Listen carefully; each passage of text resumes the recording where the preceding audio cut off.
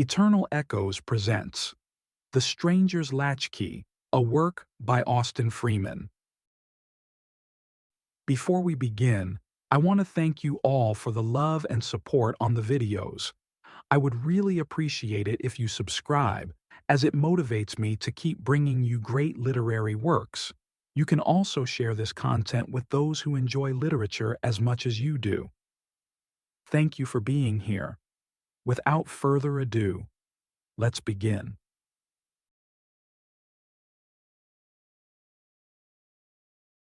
The contrariety of human nature is a subject that has given a surprising amount of occupation to makers of proverbs and to those moral philosophers who make it their province to discover and expound the glaringly obvious. And especially have they been concerned to enlarge upon that form of perverseness which engenders dislike of things offered under compulsion, and arouses desire of them as soon as their attainment becomes difficult or impossible.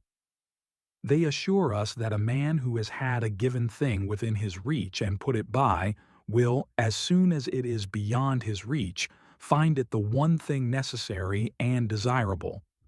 Even as the domestic cat which has turned disdainfully from the proffered saucer may presently be seen with her head jammed hard in the milk jug, or secretly and with horrible relish slaking her thirst at the scullery sink.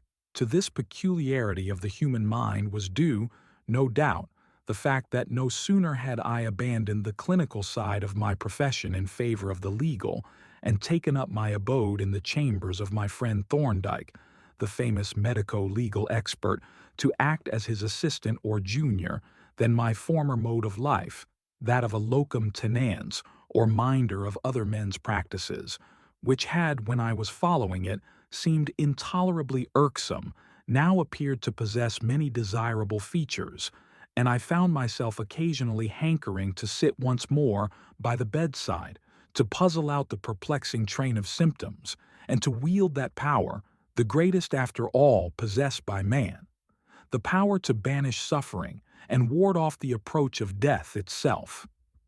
Hence it was that on a certain morning of the long vacation I found myself installed at the Larches, Burling, in full charge of the practice of my old friend Dr. Hanshaw, who was taking a fishing holiday in Norway.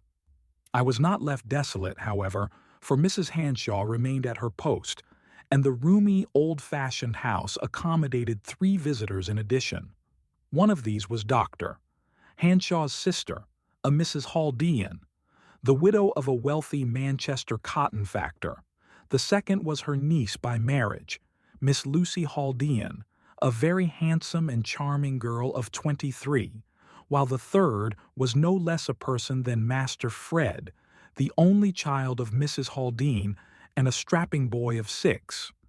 It is quite like old times, and very pleasant old times too, to see you sitting at our breakfast table, Dr. Jervis. With these gracious words and a friendly smile, Mrs. Hanshaw handed me my teacup. I bowed. The highest pleasure of the altruist, I replied, is in contemplating the good fortune of others. Mrs. Haldean laughed. Thank you, she said. You are quite unchanged, I perceive. Still as suave and as, shall I say, oleaginous? No, please don't, I exclaimed in a tone of alarm. Then I won't. But what does Dr. Thorndike say to this backsliding on your part?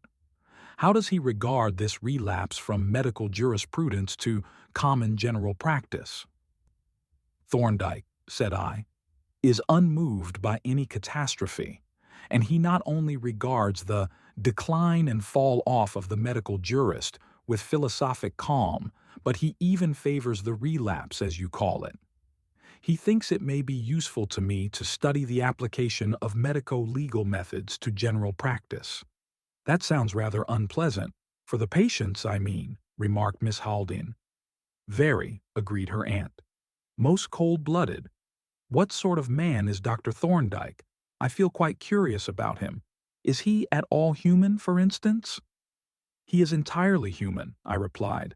The accepted tests of humanity being, as I understand, The habitual adoption of the erect posture in locomotion and the relative position of the end of the thumb. I don't mean that, interrupted Mrs. Haldane. I mean human in things that matter. I think those things matter, I rejoined. Consider, Mrs. Haldane, what would happen if my learned colleague were to be seen in wig and gown walking towards the law courts in any posture other than the erect? It would be a public scandal. Don't talk to him, Mabel, said Mrs. Hanshaw. He is incorrigible. What are you doing with yourself this morning, Lucy? Miss Haldane, who had hastily set down her cup to laugh at my imaginary picture of Dr. Thorndike in the character of a quadruped, considered a moment. I think I shall sketch that group of birches at the edge of Bradham Wood, she said. Then, in that case, said I can carry your traps for you, for I have to see a patient in Bradham. He is making the most of his time, remarked Mrs. Haldane maliciously to my hostess. He knows that when Mr. Winter arrives, he will retire into the extreme background. Douglas Winter, whose arrival was expected in the course of the week, was Miss Haldane's fiancé. Their engagement had been somewhat protracted, and was likely to be more so, unless one of them received some unexpected accession of means. For Douglas was a subaltern in the Royal Engineers, living with great difficulty on his pay, while Lucy Haldane subsisted on an almost invisible allowance left her by an uncle. I was about to reply to Mrs. Haldane when a patient was announced, and, as I had finished my breakfast, I made my excuses and left the table. Half an hour later, when I started along the road to the village of Bradham, I had two companions. Master Freddy had joined the party, and he disputed with me the privilege of carrying the traps, with the result that a compromise was effected, by which he carried the camp stool, leaving me in possession of the easel, the bag, and a large bound sketching block. "Where are you going to work this morning?" I asked when we had trudged on some distance.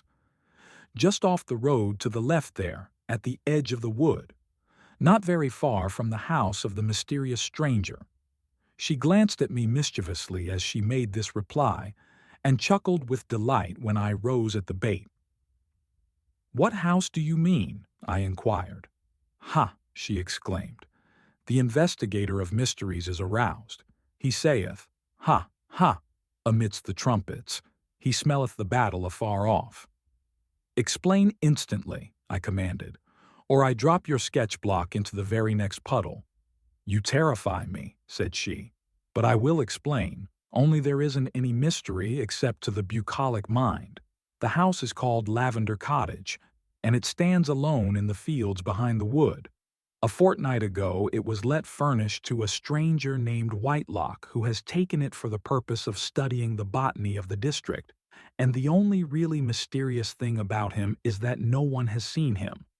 All arrangements with the house agent were made by letter, and, as far as I can make out, none of the local tradespeople supply him, so he must get his things from a distance, even his bread, which really is rather odd. Now say I am an inquisitive, gossiping country bumpkin. I was going to, I answered, but it is no use now. She relieved me of her sketching appliances with pretended indignation and crossed into the meadow, leaving me to pursue my way alone. And when I presently looked back, she was setting up her easel and stool, gravely assisted by Freddy. My round, though not a long one, took up more time than I had anticipated, and it was already past the luncheon hour when I passed the place where I had left Miss Haldane. She was gone, as I had expected, and I hurried homewards, anxious to be as nearly punctual as possible.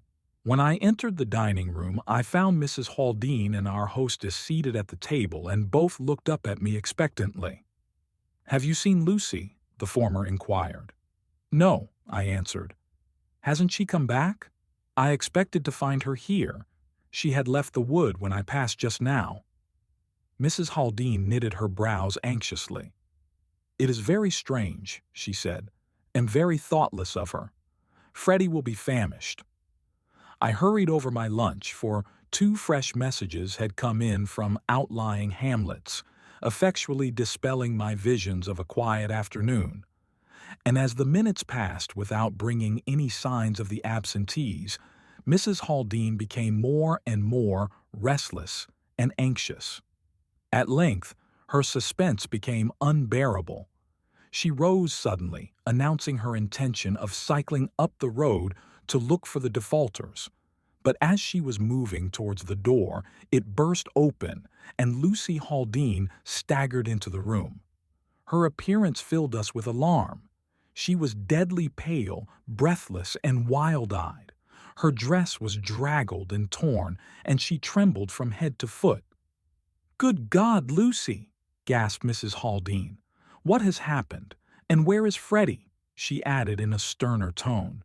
"He is lost," replied Miss Haldean in a faint voice and with a catch in her breath.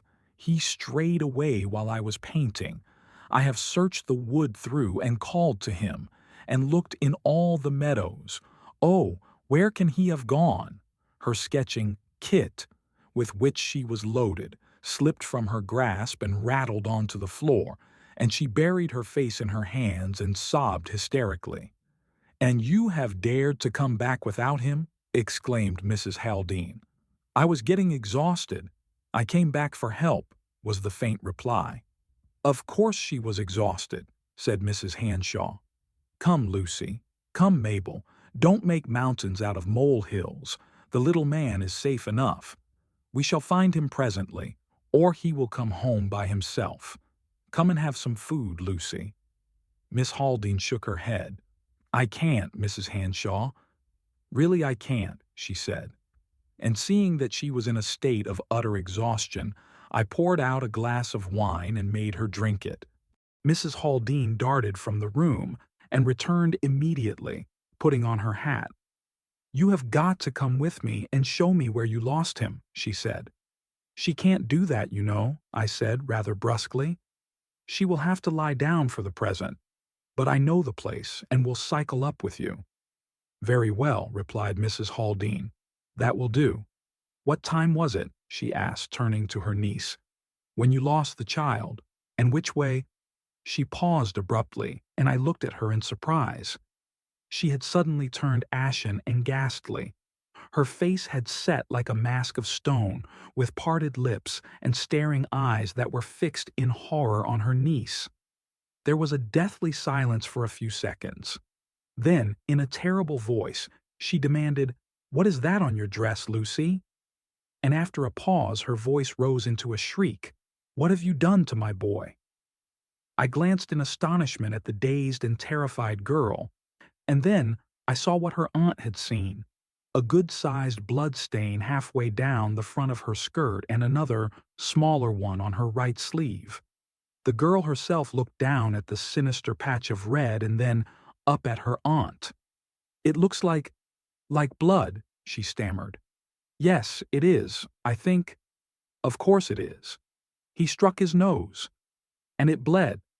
"Come," interrupted Mrs. Haldean. "Let us go." And she rushed from the room, leaving me to follow.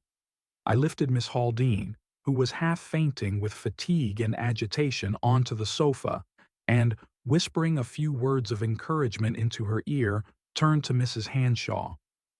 "I can't stay with Mrs. Haldean," I said. "There are 2 visits to be made at Rebworth. Will you send the dog-cart up the road with somebody to take my place?" "Yes," she answered.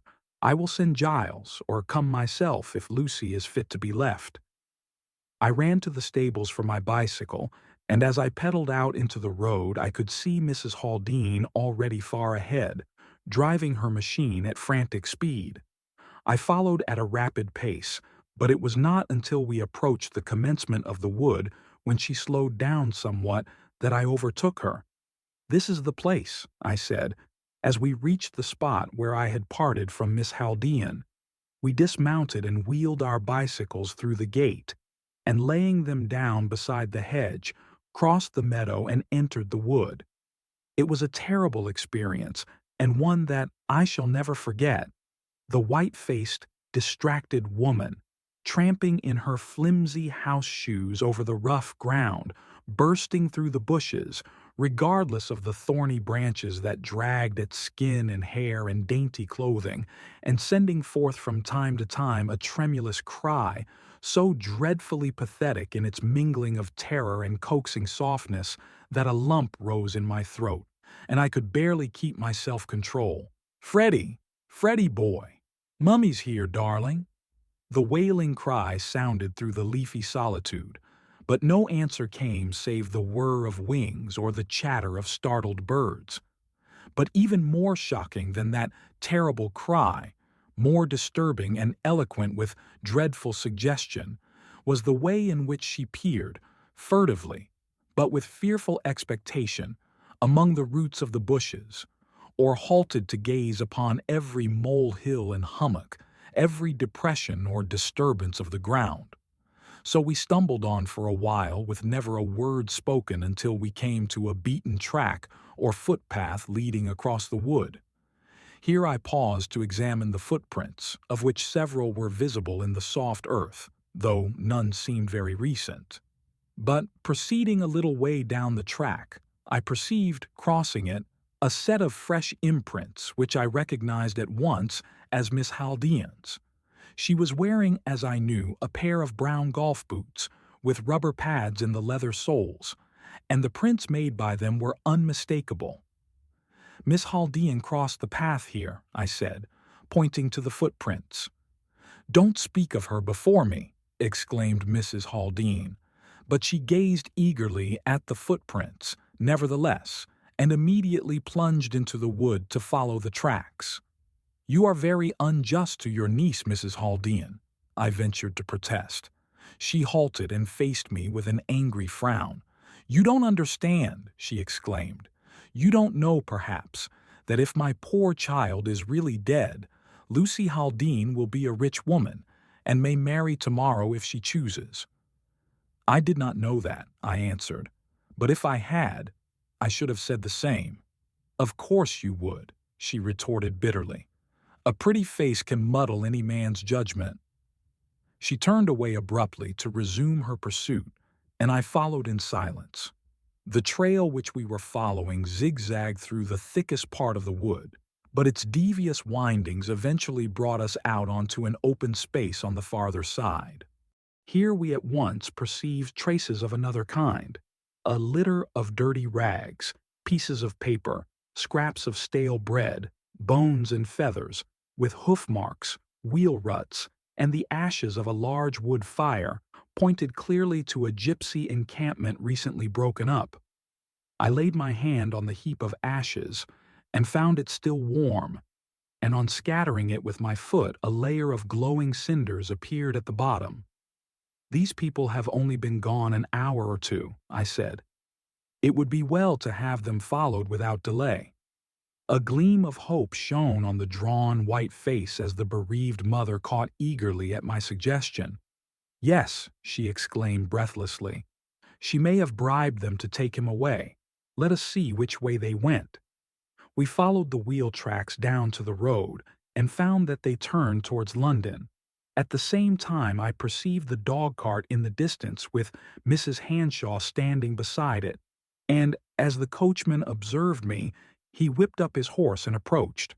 "I shall have to go," I said, "but Mrs. Hanshaw will help you to continue the search." "And you will make inquiries about the gypsies, won't you?" she said. I promised to do so, and as the dog-cart now came up, I climbed to the seat and drove off briskly up the London road. The extent of a country doctor's round is always an unknown quantity. On the present occasion I picked up 3 additional patients, and as one of them was a case of incipient pleurisy, which required to have the chest strapped, and another was a neglected dislocation of the shoulder, a great deal of time was taken up. Moreover, the gypsies, whom I ran to earth on Rebworth Common, delayed me considerably, though I had to leave the rural constable to carry out the actual search, and, as a result, the clock of Burling Church was striking 6 as I drove through the village on my way home. I got down at the front gate, leaving the coachman to take the dog-cart round, and walked up the drive. and my astonishment may be imagined when, on turning the corner, I came suddenly upon the inspector of the local police in earnest conversation with no less a person than John Thorndike. "What on earth has brought you here?" I exclaimed, my surprise getting the better of my manners. "The ultimate motive force," he replied, "was an impulsive lady named Mrs. Haldean. She telegraphed for me, in your name." "She oughtn't to have done that," I said. "Perhaps not. But the ethics of an agitated woman are not worth discussing, and she has done something much worse. She has applied to the local JP, a retired major general, and our gallant and unlearned friend has issued a warrant for the arrest of Lucy Haldean on the charge of murder." "But there has been no murder," I exclaimed. "That," said Thorndike, "is a legal subtlety that he does not appreciate. He has learned his law in the orderly room, where the qualifications to practice are an irritable temper and a loud voice. However, the practical point is, Inspector, that the warrant is irregular. You can't arrest people for hypothetical crimes." The officer drew a deep breath of relief. He knew all about the irregularity and now joyfully took refuge behind Thorndike's great reputation. When he had departed, with a brief note from my colleague to the general, Thorndike slipped his arm through mine, and we strolled towards the house. "This is a grim business, Jervis," said he. "That boy has got to be found for everybody's sake. Can you come with me when you have had some food?" "Of course I can. I have been saving myself all the afternoon with a view to continuing the search." "Good," said Thorndike. "Then come in and feed." A nondescript meal, half tea and half dinner, was already prepared, and Mrs. Hanshaw, grave but self-possessed, presided at the table. "Mabel is still out with Giles, searching for the boy," she said. "You have heard what she has done?" I nodded. "It was dreadful of her," continued Mrs. Hanshaw, "but she is half mad, poor thing. You might run up and say a few kind words to poor Lucy while I make the tea." I went up at once and knocked at Miss Haldean's door, and, being bidden to enter, found her lying on the sofa, red-eyed and pale, the very ghost of the merry, laughing girl who had gone out with me in the morning. I drew up a chair and sat down by her side, and as I took the hand she held out to me, she said, "It is good of you to come and see a miserable wretch like me. And Jane has been so sweet to me, Doctor. Jervis. But Aunt Mabel thinks I have killed Freddy. You know she does. And it was really my fault that he was lost. I shall never forgive myself." She burst into a passion of sobbing, and I proceeded to chide her gently. "You are a silly little woman," I said, "to take this nonsense to heart as you're doing. Your aunt is not responsible just now, as you must know, but when we bring the boy home she shall make you a handsome apology. I will see to that." She pressed my hand gratefully, and as the bell now rang for tea, I bade her have courage and went downstairs. "You need not trouble about the practice," said Mrs. Hanshaw, as I concluded my lightning repast, and Thorndike went off to get our bicycles. "Doctor, Simons has heard of our trouble and has called to say that he will take anything that turns up, so we shall expect you when we see you." "How do you like Thorndike?" I asked. "He is quite charming," she replied enthusiastically. "So tactful and kind, and so handsome, too. You didn't tell us that, but here he is. Goodbye, and good luck." She pressed my hand, and I went out into the drive, where Thorndike and the coachman were standing with 3 bicycles. "I see you have brought your outfit," I said as we turned into the road. For Thorndike's machine bore a large canvas-covered case strapped onto a strong bracket. "Yes, there are many things that we may want on a quest of this kind. How did you find Miss Haldean?" "Very miserable, poor girl. By the way, have you heard anything about her pecuniary interest in the child's death?" "Yes," said Thorndike. "It appears that the late Mr. Haldean used up all his brains on his business and had none left for the making of his will, as often happens. He left almost the whole of his property, about £80,000, to his son, the widow, to have a life interest in it. He also left to his late brother's daughter, Lucy, £50 a year, and to his surviving brother Percy, who seems to have been a good-for-nothing, 100 a year for life. But, and here is the utter folly of the thing, if the son should die, the property was to be equally divided between the brother and the niece, with the exception of 500 a year for life to the widow. It was an insane arrangement. Quite, I agreed, and a very dangerous one for Lucy Haldean, as things are at present. Very. Especially if anything should have happened to the child. "What are you going to do now?" I inquired, seeing that Thorndike rode on as if with a definite purpose. "There is a footpath through the wood," he replied. "I want to examine that. And there is a house behind the wood which I should like to see." "The house of the mysterious stranger," I suggested. "Precisely. Mysterious and solitary strangers invite inquiry."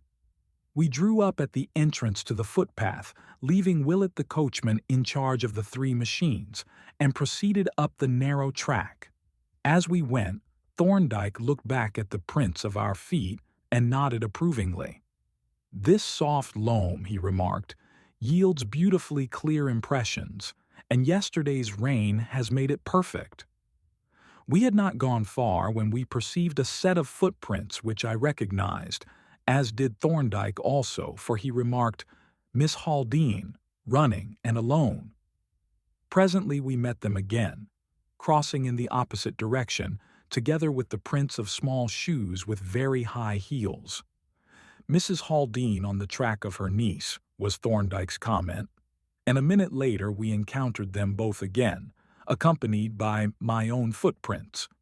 "The boy does not seem to have crossed the path at all," I remarked as we walked on, keeping off the track itself to avoid confusing the footprints. "We shall know when we have examined the whole length," replied Thorndike, plodding on with his eyes on the ground. "Ha! Here is something new," he added, stopping short and stooping down eagerly. "A man with a thick stick, a smallish man, rather lame. Notice the difference between the 2 feet, and the peculiar way in which he uses his stick. Yes, Jervis, there is a great deal to interest us in these footprints. Do you notice anything very suggestive about them?" "Nothing but what you have mentioned," I replied. "What do you mean?" "Well, first there is the very singular character of the prints themselves, which we will consider presently. You observe that this man came down the path, and at this point turned off into the wood. Then he returned from the wood and went up the path again. The imposition of the prints makes that clear. But now, look at the 2 sets of prints and compare them. Do you notice any difference? The returning footprints seem more distinct, better impressions. Yes, they are noticeably deeper, but there is something else." He produced a spring tape from his pocket and took 6 measurements. "You see," he said, "the first set of footprints have a stride of 21 inches from heel to heel, a short stride, but he is a smallish man and lame. The returning ones have a stride of only 19.5 inches. Hence, the returning footprints are deeper than the others and the steps are shorter. What do you make of that?" "It would suggest that he was carrying a burden when he returned," I replied. "Yes, and a heavy one, to make that difference in the depth. I think I will get you to go and fetch Willett and the bicycles." I strode off down the path to the entrance and, taking possession of Thorndike's machine, with its precious case of instruments, bade Willett follow with the other 2. When I returned, my colleague was standing with his hands behind him, gazing with intense preoccupation at the footprints. He looked up sharply as we approached and called out to us to keep off the path if possible. "Stay here with the machines, Willett," said he. "You and I, Jervis, must go and see where our friend went to when he left the path, and what was the burden that he picked up." We struck off into the wood, where last year's dead leaves made the footprints almost indistinguishable, and followed the faint double track for a long distance between the dense clumps of bushes. Suddenly, my eye caught, beside the double trail, a third row of tracks, smaller in size and closer together. Thorndike had seen them too, and already his measuring tape was in his hand. 11.5 inches to the stride, said he. That will be the boy, Jervis. But the light is getting weak. We must press on quickly, or we shall lose it. Some 50 yards farther on, the man's tracks ceased abruptly, but the small ones continued alone, and we followed them as rapidly as we could in the fading light. There can be no reasonable doubt that these are the child's tracks, said Thorndike, but I should like to find a definite footprint to make the identification absolutely certain. A few seconds later he halted with an exclamation and stooped on one knee. A little heap of fresh earth from the surface burrow of a mole had been thrown up over the dead leaves, and fairly planted on it was the clean and sharp impression of a diminutive foot with a rubber heel showing a central star. Thorndike drew from his pocket a tiny shoe and pressed it on the soft earth beside the footprint, and when he raised it, the second impression was identical with the first. The boy had 2 pairs of shoes exactly alike, he said, so I borrowed one of the duplicate pair. He turned and began to retrace his steps rapidly, following our own fresh tracks, and stopping only once to point out the place where the unknown man had picked the child up. When we regained the path, we proceeded without delay, until we emerged from the wood within 100 yards of the cottage. I see Mrs. Haldane has been here with Giles, remarked Thorndike as we pushed open the garden gate. I wonder if they saw anybody. He advanced to the door and, having first rapped with his knuckles and then kicked at it vigorously, tried the handle. Locked, he observed. But I see the key is in the lock, so we can get in if we want to. Let us try the back. The back door was locked too, but the key had been removed. He came out this way, evidently, said Thorndike, though he went in at the front, as I suppose you noticed. Let us see where he went. The back garden was a small fenced patch of ground with an earth path leading down to the back gate. A little way beyond the gate was a small barn or outhouse. We are in luck, Thorndike remarked, with a glance at the path. Yesterday's rain has cleared away all old footprints and prepared the surface for new ones. You see, there are 3 sets of excellent impressions, 2 leading away from the house and 1 set towards it. Now you notice that both of the sets leading from the house are characterized by deep impressions and short steps, while the set leading to the house has lighter impressions and longer steps. The obvious inference is that he went down the path with a heavy burden, came back empty-handed, and went down again, and finally, with another heavy burden. You observe, too, that he walked with his stick on each occasion. By this time we had reached the bottom of the garden. Opening the gate, we followed the tracks towards the outhouse, which stood beside a cart track, but as we came round the corner we both stopped short and looked at one another.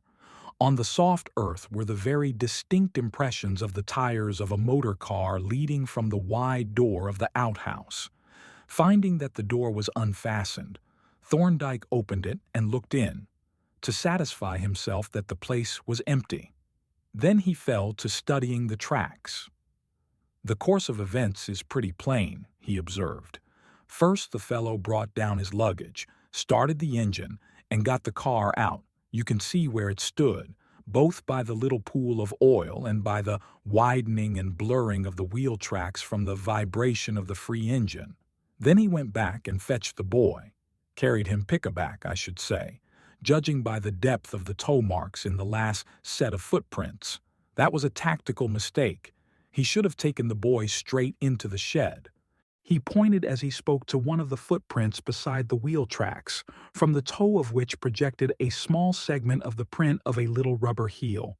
We now made our way back to the house, where we found Willett pensively rapping at the front door with a cycle spanner. Thorndike took a last glance, with his hand in his pocket, at an open window above, and then, to the coachman's intense delight, brought forth what looked uncommonly like a small bunch of skeleton keys. One of these he inserted into the keyhole, and as he gave it a turn, the lock clicked and the door stood open. The little sitting room, which we now entered, was furnished with the barest necessaries. Its center was occupied by an oilcloth-covered table on which I observed with surprise a dismembered bee clock, the works of which had been taken apart with a tin opener that lay beside them, and a boxwood bird call. At these objects Thorndike glanced and nodded, as though they fitted into some theory that he had formed, examined carefully the oilcloth around the litter of wheels and pinions, and then proceeded on a tour of inspection round the room, peering inquisitively into the kitchen and store cupboard. "Nothing very distinctive or personal here," he remarked. "Let us go upstairs." There were 3 bedrooms on the upper floor, of which 2 were evidently disused, though the windows were wide open. The 3rd bedroom showed manifest traces of occupation, though it was as bare as the others, for the water still stood in the wash-hand basin, and the bed was unmade. To the latter Thorndike advanced, and, having turned back the bedclothes, examined the interior attentively, especially at the foot and the pillow. The latter was soiled, not to say grimy, though the rest of the bed linen was quite clean. "Hair dye," remarked Thorndike, noting my glance at it. Then he turned and looked out of the open window. "Can you see the place where Miss Haldean was sitting to sketch?" he asked. "Yes," I replied. "There is the place well in view, and you can see right up the road. I had no idea this house stood so high. From the 3 upper windows you can see all over the country excepting through the wood." "Yes," Thorndike rejoined, "and he has probably been in the habit of keeping watch up here with a telescope or a pair of field glasses. Well, there's not much of interest in this room. He kept his effects in a cabin trunk which stood there under the window. He shaved this morning. He has a white beard to judge by the stubble on the shaving paper, and that is all. Wait, though. There is a key hanging on that nail. He must have overlooked that, for it evidently does not belong to this house. It is an ordinary town latchkey." He took the key down, and having laid a sheet of notepaper from his pocket on the dressing table, produced a pin, with which he began carefully to probe the interior of the key barrel. Presently there came forth, with much coaxing, a large ball of gray fluff, which Thorndike folded up in the paper with infinite care. "I suppose we mustn't take away the key," he said, "but I think we will take a wax mold of it." He hurried downstairs and, unstrapping the case from his bicycle, brought it in and placed it on the table. As it was now getting dark, he detached the powerful acetylene lamp from his machine, and, having lighted it, proceeded to open the mysterious case. First he took from it a small insufflator, or powder blower, with which he blew a cloud of light, yellow powder over the table around the remains of the clock. The powder settled on the table in an even coating, but when he blew at it smartly with his breath, it cleared off, leaving, however, a number of smeary impressions which stood out in strong yellow against the black oilcloth. To one of these impressions he pointed significantly. It was the print of a child's hand. He next produced a small portable microscope and some glass slides and cover slips, and having opened the paper and tipped the ball of fluff from the key barrel onto a slide, set to work with a pair of mounted needles to tease it out into its component parts. Then he turned the light of the lamp onto the microscope mirror and proceeded to examine the specimen.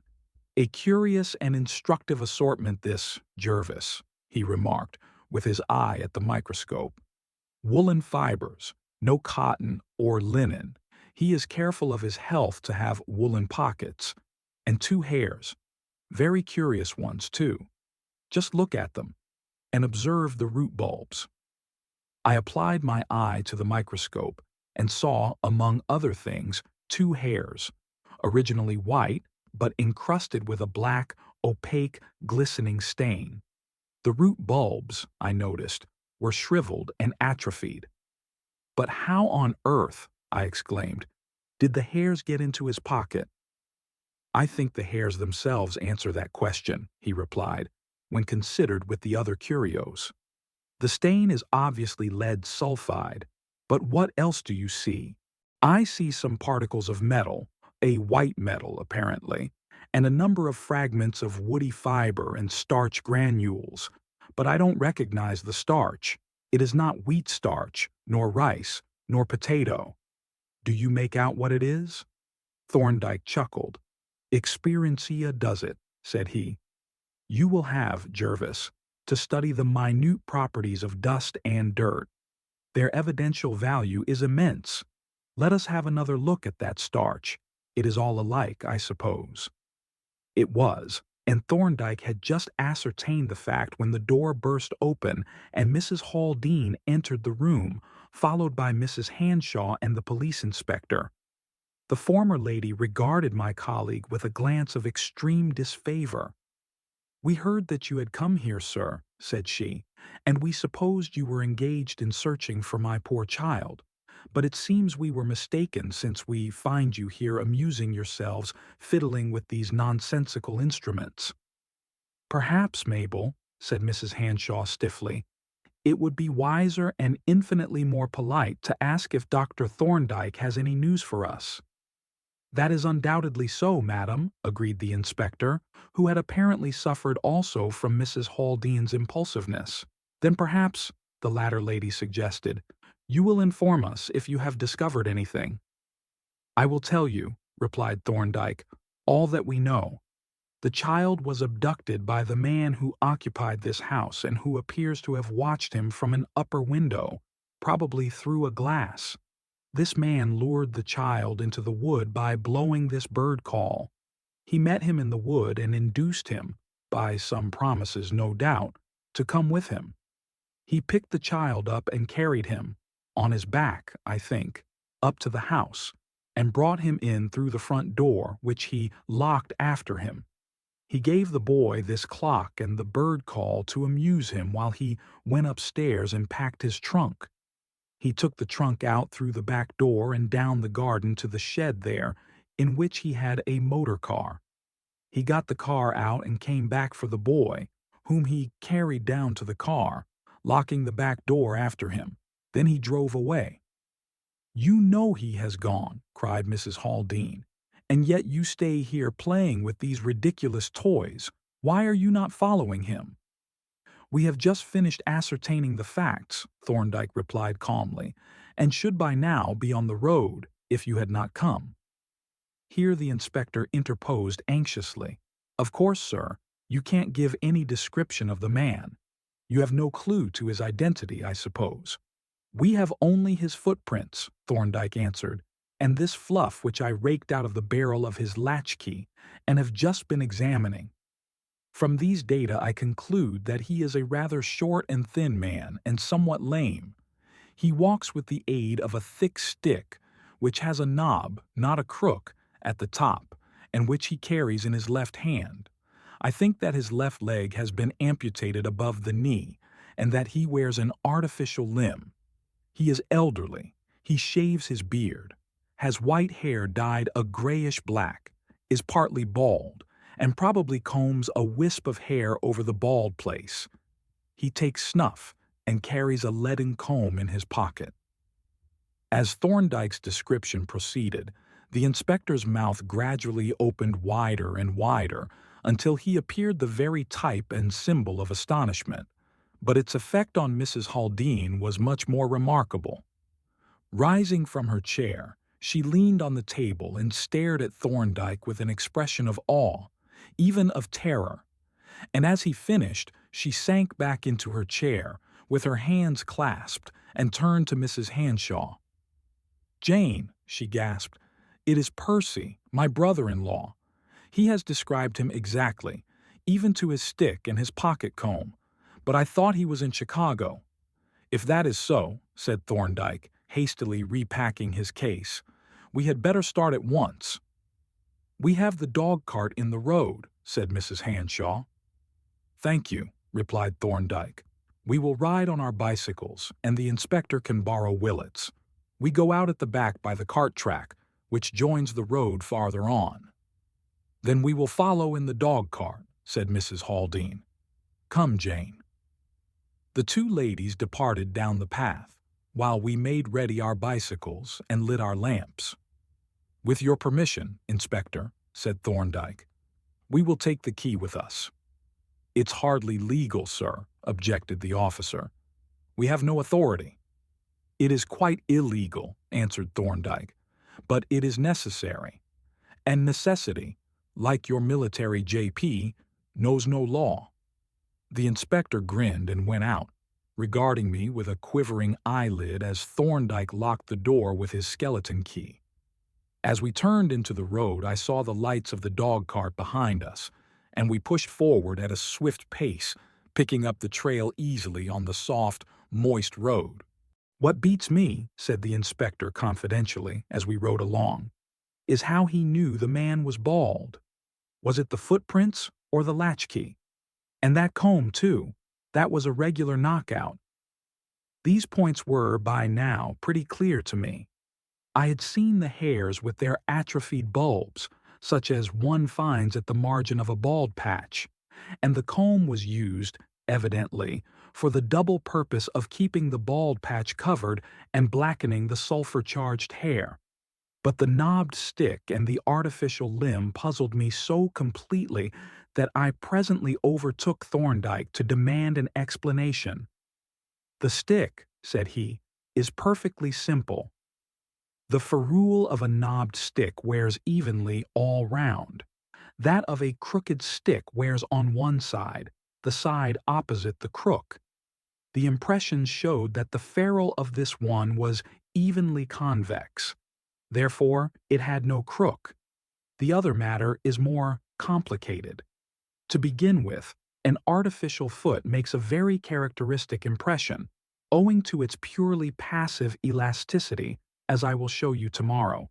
But an artificial leg fitted below the knee is quite secure, whereas one fitted above the knee, that is, with an artificial knee joint worked by a spring, is much less reliable.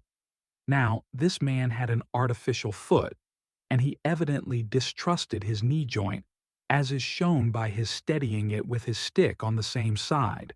If he had merely had a weak leg, he would have used the stick with his right hand, with the natural swing of the arm, in fact, unless he had been very lame, which he evidently was not. Still, it was only a question of probability, though the probability was very great. Of course you understand that those particles of woody fiber and starch granules were disintegrated snuff grains. This explanation, like the others, was quite simple when one had heard it, though it gave me material for much thought as we pedaled on along the dark road with Thorndike's light flickering in front and the dog-cart pattering in our wake.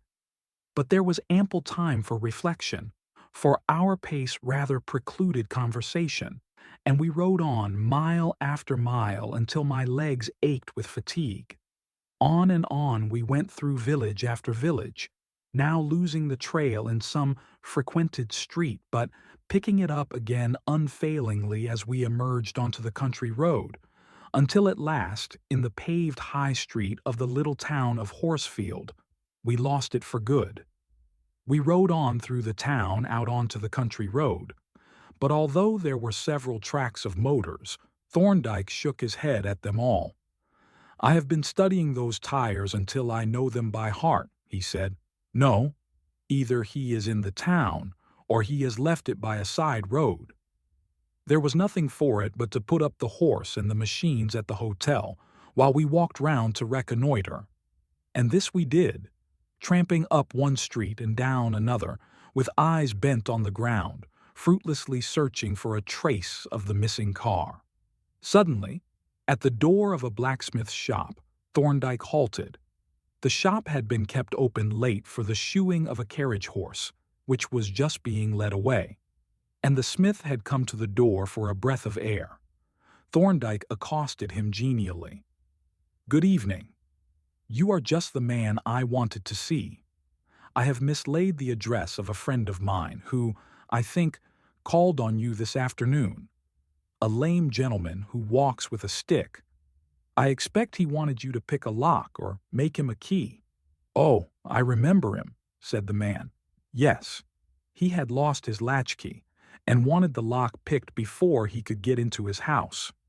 Had to leave his motor car outside while he came here, but I took some keys round with me and fitted one to his latch.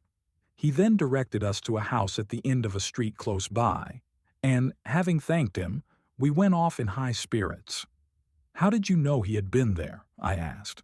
"I didn't, but there was the mark of a stick and part of a left foot on the soft earth inside the doorway, and the thing was inherently probable, so I risked a false shot. The house stood alone at the far end of a straggling street and was enclosed by a high wall in which, on the side facing the street, was a door and a wide carriage gate. Advancing to the former, Thorndike took from his pocket the purloined key and tried it in the lock. It fitted perfectly, and when he had turned it and pushed open the door, we entered a small courtyard. Crossing this, we came to the front door of the house, the latch of which fortunately fitted the same key, and this having been opened by Thorndike, we trooped into the hall. Immediately we heard the sound of an opening door above, and a reedy, nasal voice sang out, "Hello there, who's that below?" The voice was followed by the appearance of a head projecting over the baluster rail. "You are Mr. Percy Haldean, I think," said the inspector. At the mention of this name, the head was withdrawn and a quick tread was heard, accompanied by the tapping of a stick on the floor. We started to ascend the stairs, the inspector leading as the authorized official, but we had only gone up a few steps when a fierce, wiry little man danced out onto the landing, with a thick stick in one hand and a very large revolver in the other. "Move another step, either of you," he shouted, pointing the weapon at the inspector, "and I let fly. And mind you, when I shoot, I hit." He looked as if he meant it, and we accordingly halted with remarkable suddenness, while the inspector proceeded to parley. "Now, what's the good of this, Mr. Haldean?" said he. "The game's up, and you know it. You clear out of my house and clear out sharp," was the inhospitable rejoinder, "or you'll give me the trouble of burying you in the garden." I looked round to consult with Thorndike, when, to my amazement, I found that he had vanished, apparently through the open hall door. I was admiring his discretion when the inspector endeavored to reopen negotiations, but was cut short abruptly. "I am going to count 50, said Mr. Haldean, "and if you aren't gone then, I shall shoot." He began to count deliberately, and the inspector looked round at me in complete bewilderment. The flight of stairs was a long one and well lighted by gas, so that to rush it was an impossibility. Suddenly my heart gave a bound and I held my breath, for out of an open door behind our quarry, a figure emerged slowly and noiselessly onto the landing. It was Thorndike, shoeless, and in his shirt sleeves. Slowly and with cat-like stealthiness, he crept across the landing until he was within a yard of the unconscious fugitive, and still the nasal voice droned on, monotonously counting out the allotted seconds. 41, 42, 43. There was a lightning-like movement, a shout, a flash, a bang, a shower of falling plaster, and then the revolver came clattering down the stairs. The inspector and I rushed up, and in a moment the sharp click of the handcuffs told Mr. Percy Haldean that the game was really up. 5 minutes later, Freddy boy, half asleep but wholly cheerful, was borne on Thorndike's shoulders into the private sitting room of the Black Horse Hotel. A shriek of joy saluted his entrance, and a shower of maternal kisses brought him to the verge of suffocation. Finally, the impulsive Mrs. Haldean, turning suddenly to Thorndike, seized both his hands, and for a moment I hoped that she was going to kiss him too. But he was spared, and I have not yet recovered from the disappointment. The end.